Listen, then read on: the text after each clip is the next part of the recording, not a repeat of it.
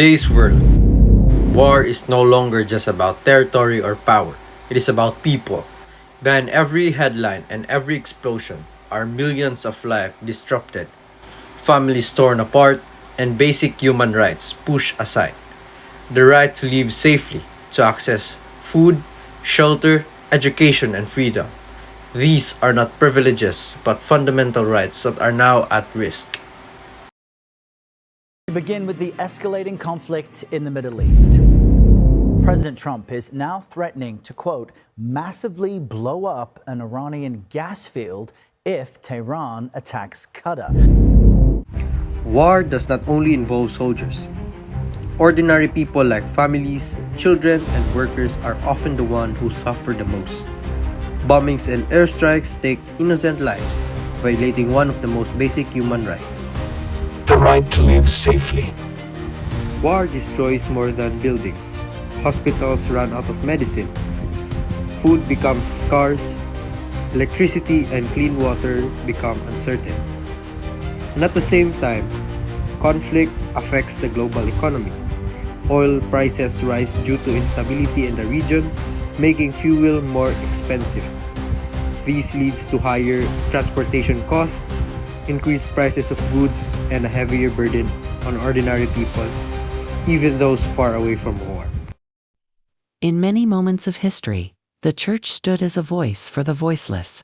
It promoted the dignity of every person, teaching that all humans are created equal and deserve respect.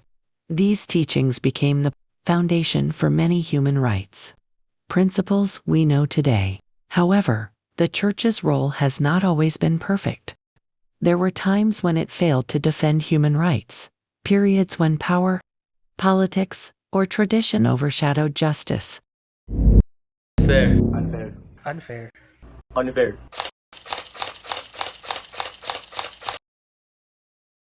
But even in darkness, humanity shines. People rise to help, to speak, to stand for what is right. Because human rights are not optional, they are universal. And when we choose to care, to act, and to stand together, we remind the world that even in war, humanity will always fight back. As we come to the end of this video, we are reminded that war is not just a clash of nations, it is a crisis of humanity. The destruction we see goes far beyond buildings and cities. It affects dignity, freedom, and the very rights that define us as human beings. Human rights should never be conditional. Even in times of conflict, every life matters, every voice deserves to be heard, and every person has the right to live in peace and safety. While we may feel distant from the battlefield, awareness is the first step towards change. Let us not just be a story we watch, but a reality we recognize. Because in the end, protecting human rights is not just only the responsibility of governments, it is a shared duty of all humanity.